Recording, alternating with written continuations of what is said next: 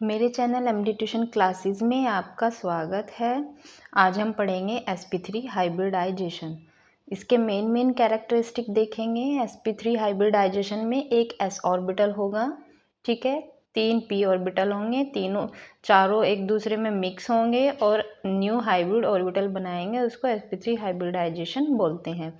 यहाँ पर देखेंगे 1s orbital and 3p orbitals combine together, ठीक है, कंबाइन होंगे, गिव्स 4 इक्विवेलेंट हाइब्रिड ऑर्बिटल, एकदम समान ऑर्बिटल होंगे शेप एंड साइज में।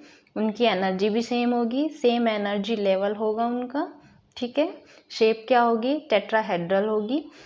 एंगल जो होगा 109 डिग्री 28 मिनट, ठीक है। एस कैरेक्टर उनमें 25% होगा, पी कैरेक्टर होगा उनमें 75%। कैरेक्टर कैसे निकालते हैं, देखो 100% में यहाँ पे 4 ऑर्बिटल हैं, एक s हो गया और 3 p हो गए, तो टोटल 4 ऑर्बिटल हुए। 4 को हम डिवाइड कर देंगे और यहाँ पे 4 2 जा 8,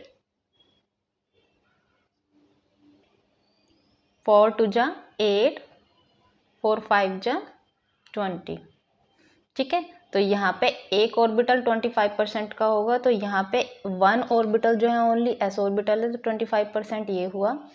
p जो कैरेक्टर होगा वो 75 होगा, यानी 3 है p, तो 3 से मल्टीप्लाई कर देंगे तो 75% आ जाएगा, ठीक है। इसके बहुत अच्छे एग्जाम्पल हैं, CH4 यानी मीथेन, C2H6 और भी बहुत सारे एग्जाम्पल हैं।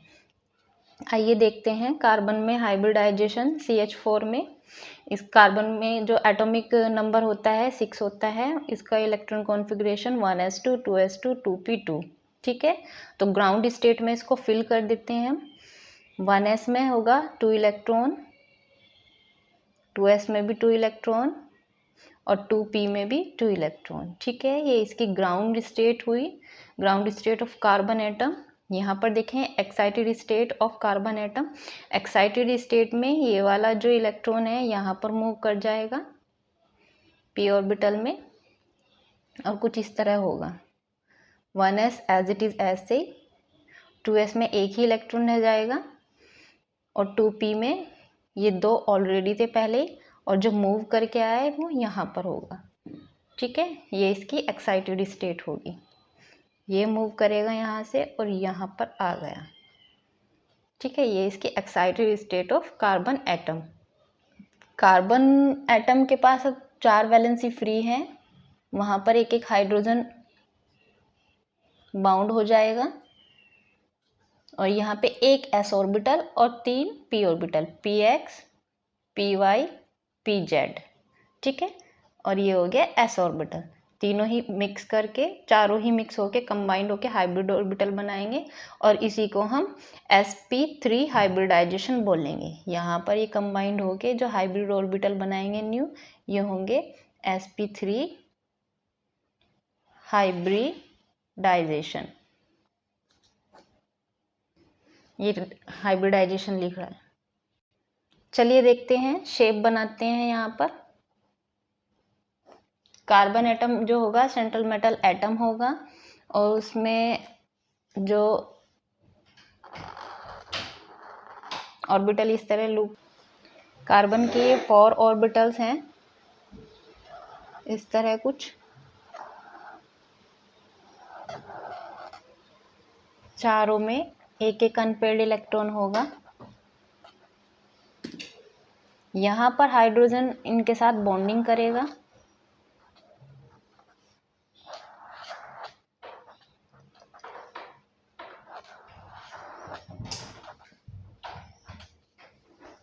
इस तरह हाइड्रोजन बॉन्डिंग कर लेगा। यहाँ पर ओवरलैपिंग करके ये सिग्मा बॉन्ड क्रिएट किए, सिग्मा बॉन्ड, ठीक है। अगर हम इसकी शेप देखेंगे इस तरह करके तो टेट्राहेड्रल शेप में ही होंगे। यहाँ पर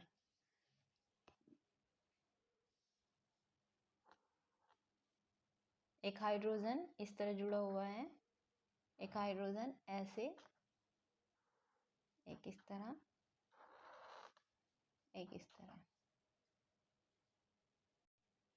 ये हुई इसकी टेट्राहेड्रल शेप।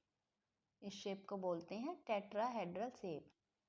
इसका बीच का बॉन्ड एंगल जो होगा 109 डिग्री 28 मिनट।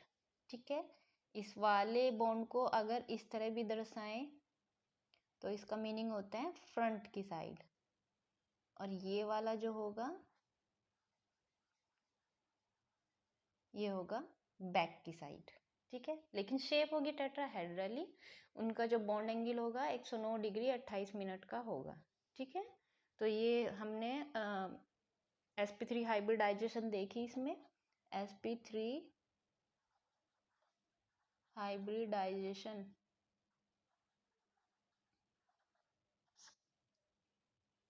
अब हम पढ़ेंगे sp3d हाइब्रिडाइजेशन। इसमें क्या होगा, 1 s ऑर्बिटल होगा,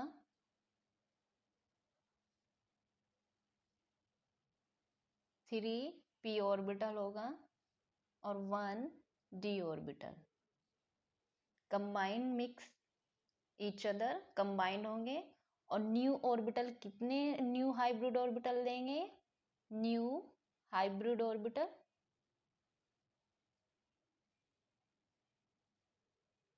कितने कंबाइंड हुए, 1 ये 3 ये 1 ये, तो 3 4 5 5 5 ऑर्बिटल कंबाइंड हुए और उसने 5 ऑर्बिटल ही 5 न्यू हाइब्रिड ऑर्बिटल दिए, जिनका एनर्जी लेवल सेम होगा। यहाँ पे एनर्जी लेवल सेम होगा। ठीक है, और उनकी शेप देखेंगे हम। शेप होगी ट्राइगोनल बाइपिरामिडल। ठीक है, angle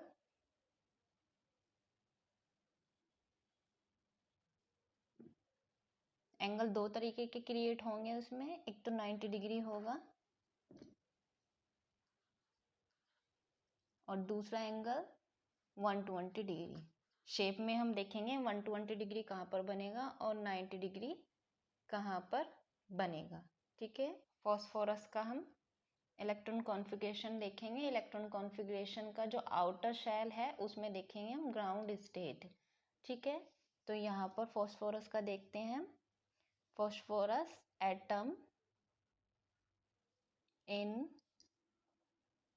ground state, direct ground state में ही देखेंगे। इलेक्ट्रॉन कॉन्फ़िगरेशन मैंने पहली वीडियो में लिखना सिखा दिया था। यहाँ पर देखेंगे फॉस्फोरस में जो एटॉमिक नंबर होता है 15 होता है, तो इसका 1s2 2s2 2p6 3s2 3p3।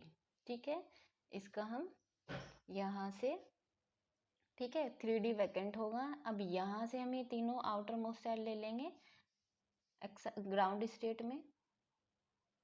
ये 3s2 हो जाएगा, 3p3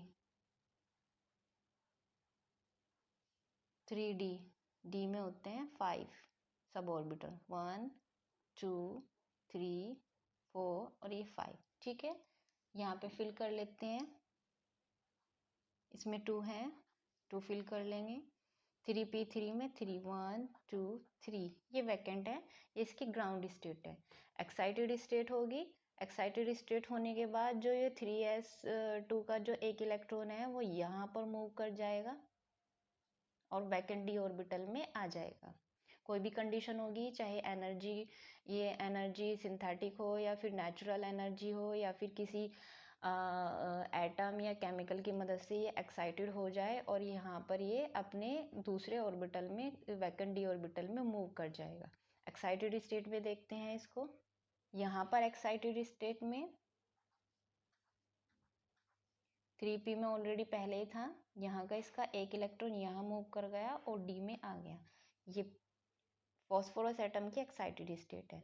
अब 5 फ्लोरीन ऐड है इसके साथ, बॉन्डिंग बनाया हुआ है, तो यहाँ पर 5 फ्लोरीन, ये जो अनपेड इलेक्ट्रॉन है यहाँ पर बॉन्डिंग सिग्मा बॉन्ड बना लेंगे। ठीक है, ये इन्होंने सिग्मा बॉन्ड बना लिया और ये कुछ इस तरह रीअरेंज होंगे शेप में, ट्राइगोनल बाइपिरामिडल शेप में। आइए शेप देखते हैं। शेप में सेंट्रल एटम जो होगा फॉस्फोरस होगा। सबसे पहले ट्राइगोनल बनाते हैं। ट्राइगोनल शेप में एक फ्लोरीन इधर, एक इधर, एक इधर। यहाँ पर हम देखेंगे इस तरह बॉन्डिंग ट्राइगोनल शेप में बना लिया इसने। इस तरह अगर देखेंगे हम, अब ट्राइगोनल शेप में जो बीच का बॉन्ड होता है ये होगा 120 डिग्री। ठीक है, अब बाइपिरामिडल में एक तो इस तरह ऊपर की साइड, एक नीचे की साइड फ्लोरीन जुड़ा होगा। यहाँ पर बाइपिरामिडल अगर हम देखेंगे मोटा मोटा ऐसे याद कर सकते हैं, यहाँ से अगर इसको पिरामिड शेप में देखेंगे तो पिरामिड जैसा बनेगा इस तरह कुछ। एक पिरामिड ऐसे खड़ा हुआ है, एक पिरामिड ऐसे, और बाई का मतलब होता है दो, तो बाई पिरामिड, दो पिरामिड। ठीक है, ट्राइगोनल बाई पिरामिड। जो पिरामिड वाला फ्लोरीन है वो 90 डिग्री पे होगा, तो इसमें दो तरह के बॉन्ड एंगल हैं, 120 डिग्री एंड 90 डिग्री, और इसकी शेप होगी ट्राइगोनल बाई पिरामिडल। ठीक है, ये हमारी sp3d हाइब्रिडाइजेशन, इस तरह sp3 हाइब्रिडाइजेशन होगी। अब हम देखेंगे sp3d2 हाइब्रिडाइजेशन। sp3d2 हाइब्रिडाइजेशन में हम एग्जांपल लेंगे SF6। ठीक है, SF6 के हम डायरेक्ट ग्राउंड स्टेट देख लेंगे। जो लास्ट के आउटर मोस्ट सेल हैं ओनली हम यही लेंगे, इलेक्ट्रॉन कॉन्फ़िगरेशन करके देख लेंगे हम सल्फर का। तो 3s2 3p4 and 3d vacant खाली है अभी, तो ये लास्ट में इतना मतलब p4 तक आएंगे 4 इलेक्ट्रॉन, तो यहाँ पर भर देते हैं ग्राउंड स्टेट में 3s2, s2 में होंगे 2 इलेक्ट्रॉन, 1 2, 3p4, p4 में 1 2 3 4, ये 4 इलेक्ट्रॉन हो गया, ये वैकेंट हो गया। अब यहाँ पे ये इलेक्ट्रॉन, ये हो गया इसका ग्राउंड स्टेट। ठीक है, अब कोई भी कंडीशन होगी जब ये एक्साइटेड होगा, और एक्साइटेड होने के बाद इसका ये इलेक्ट्रॉन भी डी में मूव कर जाएगा वैकेंट डी ऑर्बिटल में, और ये वाला इलेक्ट्रॉन भी दूसरे डी ऑर्बिटल में, दूसरे मतलब 3d ऑर्बिटल में मूव कर जाएगा। और इसकी एक्साइटेड स्टेट देखते हैं हम, ये मूव करने वाला है इलेक्ट्रॉन, इसलिए मैंने इसको मेंशन कर दिया। तो यहाँ पर देखेंगे हम 3s में एक ही रह जाएगा, 3p4 में ओनली 3 ही रह जाएंगे, और यहाँ पे d में ये वाला मूव करके इधर आ जाएगा और ये वाला मूव करके इधर आ जाएगा। तो यहाँ पे जो हाइब्रिडाइजेशन होगी, यहाँ पे हाइब्रिड एक s ऑर्बिटल, p में 3 ऑर्बिटल, s p3 और d के 2 ऑर्बिटल, तो sp3d2 हाइब्रिडाइजेशन। ठीक है, और इनसे यहाँ पर 6 है फ्लोरीन, 6 फ्लोरीन इस तरह अटैच हो जाएंगे,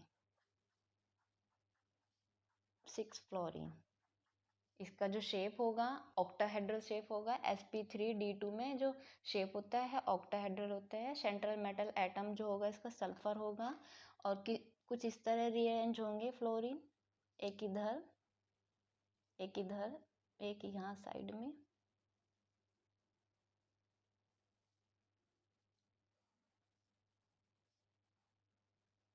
ऑक्टाहेड्रल शेप बनाएगा अगर हम देखेंगे। ये तो एक ही प्लेन में हो गए, एक ऊपर हो जाएगा, ये 4 5 और एक यहाँ पर नीचे की साइड। ठीक है, ये ऑक्टाहेड्रल शेप है। इनके बीच का जो एंगल होगा वो 90 डिग्री ही होगा। ठीक है, ये 90 डिग्री पे होंगे, ये यहाँ पर सारे ही एंगल आपस में 90 डिग्री पे होंगे। ठीक है, तो ये ऑक्टाहेड्रल शेप हुआ।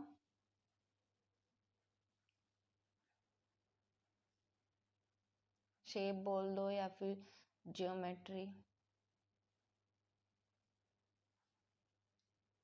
ये न्यू हाइब्रिड ऑर्बिटल जो होंगे उनका एनर्जी लेवल भी सेम होगा, और न्यू 6 ऑर्बिटल मिक्स हुए और 6 ही न्यू हाइब्रिड ऑर्बिटल बने हैं। यहाँ पर sp3d3 हाइब्रिडाइजेशन देखेंगे IF7 में, ठीक है।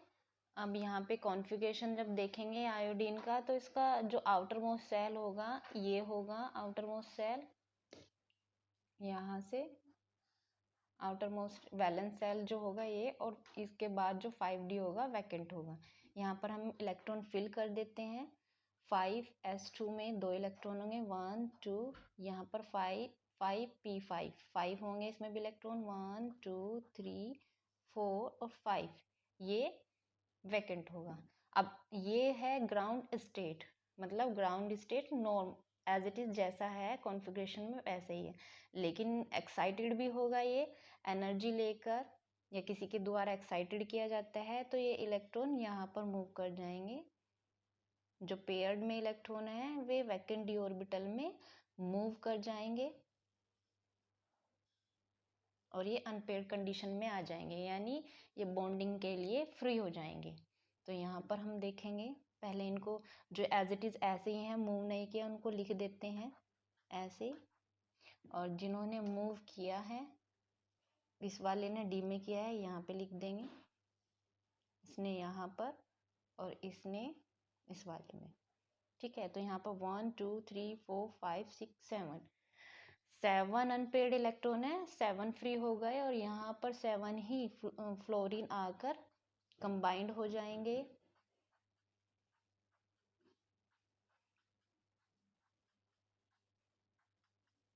और कौन सी हाइब्रिडाइजेशन होगी इसमें देखते हैं।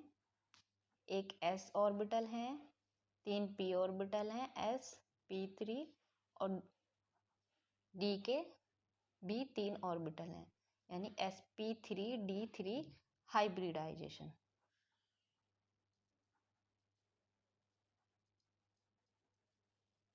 यहाँ पर हम देखेंगे शेप क्या होगी इसकी, किस तरह रीअरेंज हो रहे हैं ये।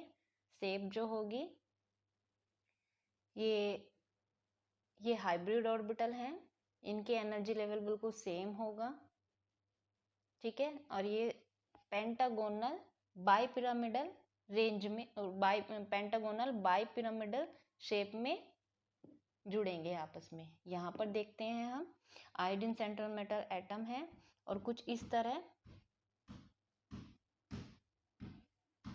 ये जुड़ेंगे, ठीक है। यहाँ पर 1 2 3 4 5, पहले इनको पेंटागोनल शेप में जोड़ देते हैं, पांचों फ्लोरीन को, this is a pentagonal shape, ठीक है। और यहाँ पर बाई पिरामिडल, यानी एक ऊपर की साइड होगा फ्लोरीन और एक बैक साइड में, यानी नीचे की बैक साइड एक फ्लोरीन कुछ इस तरह का। ये शेप जो हो गई पेंटागोनल बाई पिरामिडल, यानी अगर ऐसे देखेंगे हम इसको तो ये पिरामिड बनाएगा इधर भी, और ये भी इस तरह पिरामिड बनाएगा, ठीक है। तो बाई पिरामिड बने, तो पेंटागोनल बाई पिरामिडल शेप में रीअरेंज हुए हैं मॉलिक्यूल, IF7 मॉलिक्यूल, ठीक है। इनका जो बॉन्ड एंगल होगा ये यहाँ पर ये 90 डिग्री का होगा, 2 तरह के बॉन्ड एंगल बनते हैं, और जो ये बीच का है ये 72 डिग्री का होगा, ठीक है। बॉन्ड एंगल 2 तरह के बनते हैं, 90 डिग्री और 72 डिग्री का। तो यहाँ पर हमने sp3d3 हाइब्रिडाइजेशन पढ़ी। ऐसे ही हम नेक्स्ट वीडियो में बहुत ही शॉर्ट ट्रिक देखेंगे कि किस तरह हाइब्रिडाइजेशन हम फाइंड करते हैं, मिनटों में निकालनी सीखेंगे। और थोड़ा सा हमने डीप लेवल में पढ़ा है। अगर आपको मेरी वीडियो अच्छी लगे तो मेरी वीडियो को लाइक कीजिए, शेयर कीजिए और मेरे चैनल को सब्सक्राइब कीजिए। और आपको अगर बहुत ज़्यादा शॉर्ट ट्रिक जाननी है जो कंपटीशन में भी काम आती हैं, मुझे कमेंट करके बताइए कि मैं वो वीडियो बनाऊं। थैंक यू वेरी मच, धन्यवाद।